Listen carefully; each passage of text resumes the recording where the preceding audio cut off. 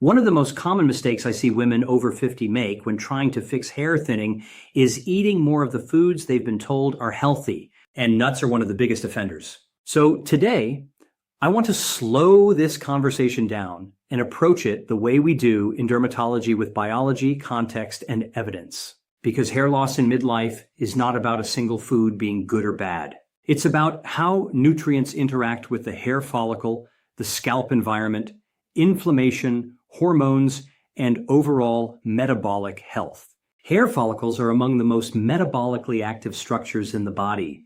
They require adequate protein, micronutrients like zinc and iron, essential fatty acids, and a relatively low inflammatory environment to function optimally. But they're also extremely sensitive to imbalance. Too little of a nutrient can impair growth, and too much or the wrong form can actually push hair into shedding. This is something we see clinically, especially with supplements and restrictive diets. Nuts are a great example. They're often labeled as superfoods, but they're also calorie-dense, allergenic for some people, high in certain fatty acids, and in excess capable of contributing to inflammation or nutrient competition. So the question isn't which nuts regrow hair, but rather which nuts support the biology of the hair follicle and in what amounts. Another reason this topic matters is that women over 50 are already navigating hormonal shifts, changes in insulin sensitivity, and increased susceptibility to chronic low-grade inflammation, all of which affect hair cycling. If we oversimplify nutrition advice, we can unintentionally worsen shedding, scalp irritation, or even nutritional deficiencies. So, in this video, I'm going to walk you through 4 nuts that can support healthy hair growth when eaten appropriately, and 4 that in certain contexts may contribute to hair shedding or scalp issues. This is not about fear, restriction, or miracle foods. It's about understanding mechanisms, moderation, and consistency. Hey guys, welcome back. If you're interested in evidence-based skincare and learning how your skin actually works, you're in the right place. If you're new here, I'm a board-certified dermatologist, and this channel is all about practical, science-backed skincare. If this video is helpful, consider giving it a thumbs up and subscribing. Let me know in the comments where you're watching from. Now, let's talk about why nutrition, and specifically nuts, is something your hair and scalp actually care about. Hair growth follows a cycle. An active growth phase called anagen, a brief transition phase, and a resting or shedding phase called telogen. In younger adults, most scalp hairs are an antigen, which can last several years. After 50, that balance shifts. Anagen shortens, more follicles enter telogen, and the hair shaft diameter gradually miniaturizes. This is well described in studies on female pattern hair loss and age-related alopecia, published in journals like the Journal of Investigative Dermatology and Dermatologic Clinics. What's important here is that the hair follicle is not passive. It's a highly active structure with a significant energy demand. It relies on adequate protein, iron, zinc, B vitamins, and essential fatty acids to maintain growth. When intake is insufficient or imbalanced follicles, interpret that as a stress signal and shift into shedding. This is why hair loss often appears 3 to 4 months after a dietary change, illness, or weight loss. Have you ever noticed hair shedding months after a stressful event and wondered why it didn't happen right away? After menopause, changes in estrogen reduce blood flow and growth, signaling to the follicle. At the same time, insulin sensitivity often declines and low-grade inflammation becomes more common. Together, these factors make follicles more vulnerable to inflammatory triggers, including dietary ones. This doesn't mean food causes hair loss directly, but it can modulate the environment in which follicles are trying to grow. Think of the scalp like soil. The follicle is the plant. Nutrients don't force growth. They create conditions that either support or impair it. If the soil is inflamed, compacted, or nutrient imbalanced, the plant struggles no matter how good the seed is. This is where nuts come into the conversation. Nuts are calorie-dense, fat-rich foods that deliver minerals like zinc, selenium, magnesium, and copper, as well as fatty acids that influence inflammation. But they also vary widely in their omega-6 content, allergenic potential, and phytochemical load. For some people, they're supportive. For others, especially in excess, they can quietly contribute to scalp inflammation or nutrient competition. In clinic, I see women who dramatically increase nuts because they're told they're good for hair, only to develop increased shedding months later. Not because nuts are bad, but because the dose, balance, and overall dietary context weren't considered. A practical takeaway here is moderation and diversity. No single food should dominate your diet for hair health. Aim for small portions. Think a closed handful and rotate sources of fats and minerals. If you're dealing with unexplained shedding, it's reasonable to review not just what you've added to your diet, but how much. Now we'll go nut by nut, starting with those that tend to support hair biology when consumed appropriately, and then those that may contribute to hair fall in susceptible individuals. Let me know if you've ever noticed changes in your hair after a dietary shift. That awareness is often the first step toward understanding what your scalp is responding to. When we talk about foods that support hair growth, what we're really talking about is whether they help maintain the follicle in the anagen or growth phase and whether they reduce inflammatory signaling around the follicle. Two nuts that tend to do this well, when eaten in appropriate amounts, are almonds and walnuts. Almonds are a reliable source of vitamin E, magnesium, and small amounts of biotin. Vitamin E is particularly interesting from a dermatologic standpoint. It functions as a lipid-soluble antioxidant, helping protect cell membranes, including those in the hair follicle, from oxidative stress. Oxidative stress increases with age and has been shown in several observational studies to correlate with hair thinning and premature follicle aging. Vitamin E doesn't regrow hair, but it helps preserve the environment that follicles need to function. Magnesium also plays a role in protein synthesis and cellular energy metabolism. Hair follicles are rapidly dividing structures, so anything that supports efficient energy use is helpful. Clinically, I often see marginal magnesium intake in women who restrict calories or avoid whole foods. Almonds can help fill that gap, but portion size matters. A small handful, about 10 to 12 almonds a few times per week, is sufficient. More is not better, and excess intake can crowd out other nutrients. Walnuts are unique among nuts because they contain alpha-linolenic acid, or ALA, a plant-based omega-3 fatty acid. Omega-3s are well-studied for their anti-inflammatory effects on skin and hair. They help modulate prostaglandins and cytoines that influence the hair cycle in inflammatory scalp conditions, even subtle ones that don't cause itching or redness. Omega-3 intake has been associated with improved hair density in small clinical trials. Think of inflammation like static noise around a radio signal. The follicle's growth signals are the music. Omega-3s don't turn the volume up.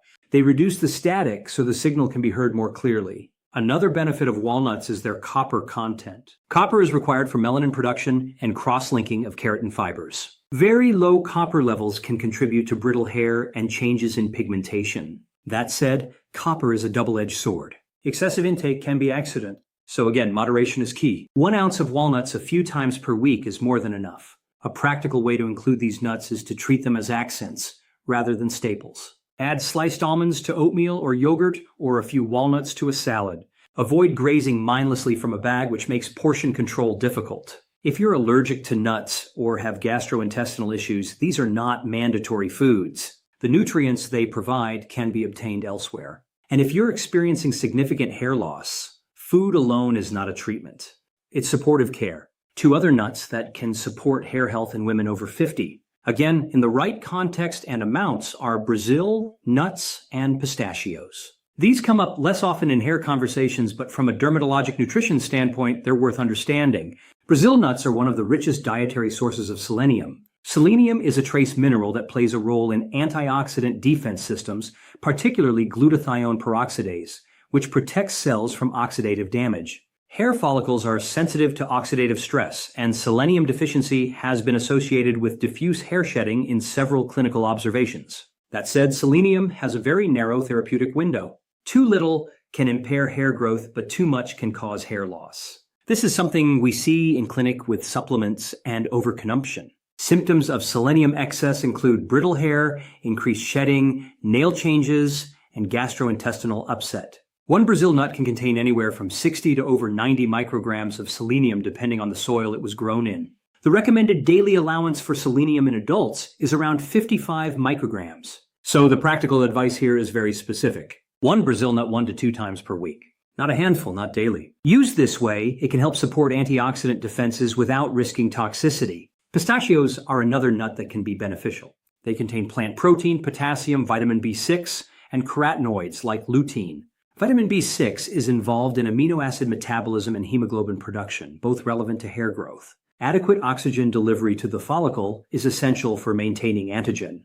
Pistachios also have a lower omega-6 to omega-3 ratio compared to some other nuts, which may make them more neutral from an inflammatory standpoint.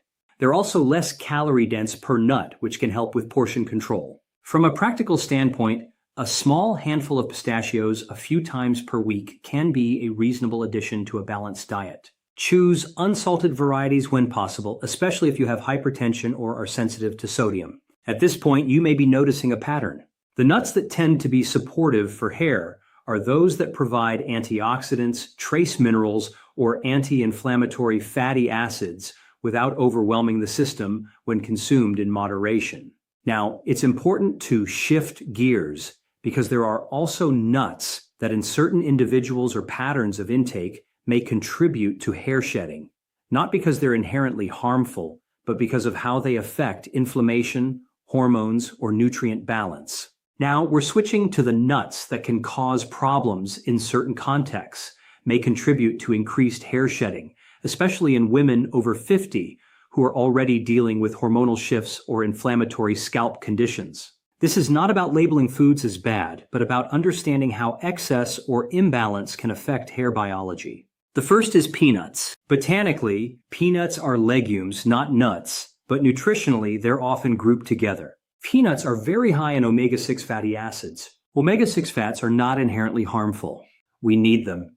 But when intake is disproportionately high relative to omega-3s, they can promote pro-inflammatory pathways. Chronic low-grade inflammation is a well-recognized contributor to Tigon alluvium and can exacerbate female pattern hair loss. In dermatology, we often see scalp inflammation that isn't obvious. No redness, no flaking, no itching, but is still enough to disrupt the hair cycle. Diets heavy in omega-6 rich foods can quietly contribute to that background inflammation. If peanuts are a daily staple, peanut butter every morning, peanut snacks throughout the day, that balance can tip unfavorably. Another issue with peanuts is allergenicity. Even without a classic allergy, some people have sensitivities that manifest as subtle inflammatory responses. Have you ever noticed scalp tenderness or itching without a rash? That's sometimes a clue that inflammation is present even when the skin looks normal. The second nut to approach with caution is cashews.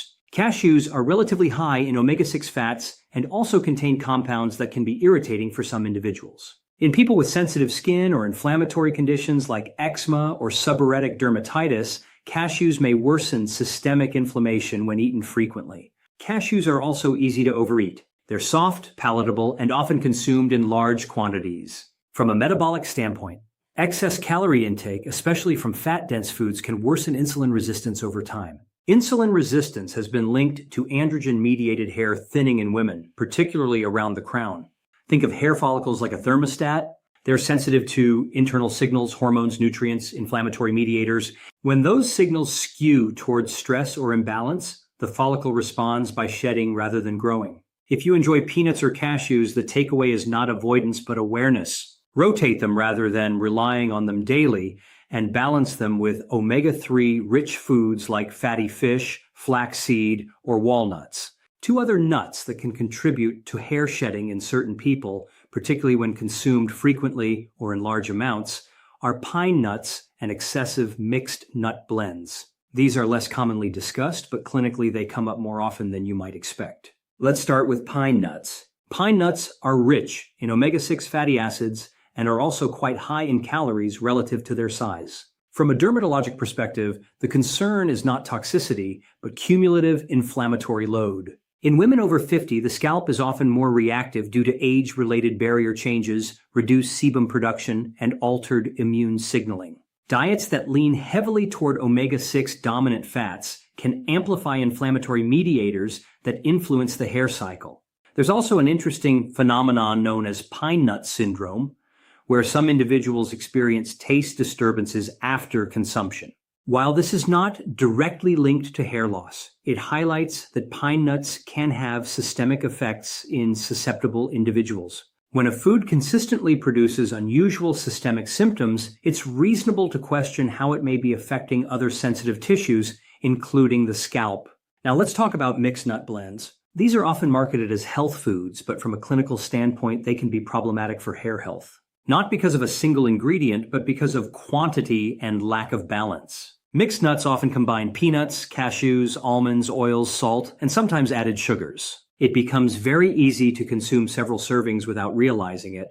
This matters because excess intake of nuts can displace other important nutrients. Hair follicles need iron, zinc, iodine, protein, and certain vitamins that are not abundant in nuts. If nuts crowd out lean protein, vegetables, or whole grains, you can end up with relative deficiencies even in the setting of adequate calories. There's also the issue of copper and zinc balance. Many nuts contain copper, while zinc intake may remain marginal. Excess copper relative to zinc has been hypothesized to contribute to hair shedding in some individuals, although data here are limited. Still, we know from basic biology that mineral balance matters. A helpful analogy is to think of nutrition like an orchestra. Each nutrient has a role. If one section gets too loud, the music becomes distorted. Hair growth depends on harmony, not dominance. If you're experiencing increased shedding and you regularly snack on large quantities of mixed nuts, a simple experiment is to scale back for 8 to 12 weeks and observe changes. Hair responses are delayed, so patience is key. When it comes to supporting hair health after 50, the goal is not to chase specific foods, but to create a nutritional pattern that supports the hair follicle over time. Nuts can be part of that pattern, but only when they're used intentionally and in balance. From a dermatologist's perspective, the safest approach is rotation and portion control. Choose one type of nut at a time. Use a small portion, roughly what fits in the palm of your hand, and rotate throughout the week. For example, almonds on one day, walnuts another, pistachios later in the week. This prevents overloading on any single fatty acid profile or trace mineral. Timing can also matter. Consuming nuts alongside protein and fiber, for example, with yogurt, vegetables, or a meal, helps stabilize blood sugar and reduces the metabolic stress that can accompany fat-dense snacks eaten alone. Stable blood sugar is relevant because insulin spikes and resistance can influence androgen signaling, which affects hair follicles in genetically susceptible women. Another important point is to separate food from supplements. If you're taking a multivitamin or a hair supplement that contains selenium, zinc, or copper, be cautious with nuts that are high in those same minerals. More is not better. In fact, excess selenium and vitamin A are well-documented causes of hair loss. If you're unsure what's in your supplements, this is where label reading becomes important. It's also worth paying attention to your scalp. Hair shedding is often accompanied by subtle scalp symptoms: tenderness, burning, increased oiliness, or dryness. Have you noticed changes in your scalp comfort after dietary shifts? That feedback is valuable. The scalp is skin, and like all skin, it responds to inflammation, barrier disruption, and internal stressors. Importantly, nutrition is supportive care. If you're dealing with female pattern hair loss, tag an alluvium lasting longer than 6 months, or patchy hair loss, dietary changes alone are not sufficient. Evidence-based treatments like topical minoxidil and evaluation for iron deficiency, thyroid disease, or autoimmune conditions are often necessary. A dermatologist can help guide that workup. In terms of expectations, dietary adjustments take time. Hair follicles operate on a delayed timeline. If a change is helpful, you may notice reduced shedding after 3 to 4 months and visible density changes after 6 to 12 months. Consistency beats intensity every time. If you want one simple takeaway, use nuts as a supplement to a balanced diet, not the foundation of it. Focus on adequate protein, iron-rich foods if appropriate, omega-3 sources, fruits, vegetables, and whole grains. Nuts are accents, not the main event. Let's take a step back and revisit the idea we started with, that certain nuts can regrow hair while others should be completely avoided to prevent hair fall. What we know from dermatology and nutrition science is that this framing is too simplistic and in some cases misleading. Hair follicles don't respond to single foods in isolation. They respond to the environment we create for them hormonally, metabolically, and inflammatory-wise. After 50, that environment changes. Estrogen declines, antigen phases shorten, and follicles become more sensitive to internal stress signals. Nutrition can support hair health, but it works quietly and gradually, not dramatically. The nuts we discussed as potentially supportive almonds, walnuts, Brazil nuts in very small amounts, and pistachios offer anti-dense, trace minerals, and fatty acids that can help reduce oxidative stress and inflammation around the follicle. They don't force hair to grow. They help maintain conditions that allow follicles to function more efficiently. On the other hand, peanuts, cashews, pine nuts, and excessive mixed nut consumption can in some individuals contribute to low-grade inflammation, fatty acid imbalance, or mineral excess when eaten frequently or in large quantities. This doesn't make them bad foods. It means they're not neutral for everyone, especially in the context of hormonal shifts and scalp sensitivity. One of the most important themes here is dose and balance. Hair follicles are sensitive to extremes. Too little nutrition can push hair into shedding, but so can excess, especially with minerals like selenium and vitamins like A. This is why more is not better and why supplementation without a clear indication can backfire. Another key point is that hair loss is often delayed. If something in your diet is contributing to shedding, the effects may not show up for months. That's why slow, consistent changes rather than dramatic eliminations are more useful and sustainable. I also want to emphasize what nutrition cannot do. Diet alone does not reverse genetic hair loss, scarring, alopecia, or untreated medical conditions. If you're experiencing ongoing shedding, widening of the part, or thinning at the crown, it's important to talk with a dermatologist. Evidence-based treatments and appropriate lab evaluation are often part of the solution. If there's one simple low-risk habit you can start today, it's this. Be intentional with nuts. Choose one type at a time. Keep portions modest. Rotate throughout the week, and pay attention to how your scalp and hair respond over several months. Combine that with adequate protein, gentle scalp care, and realistic expectations. Healthy hair is not about chasing trends or superfoods. It's about respecting the biology of the hair follicle and supporting it over time with consistent evidence-based care. If you found this helpful, give the video a thumbs up, share it with someone who might benefit, and subscribe for more evidence-based skincare education. I'll see you in the next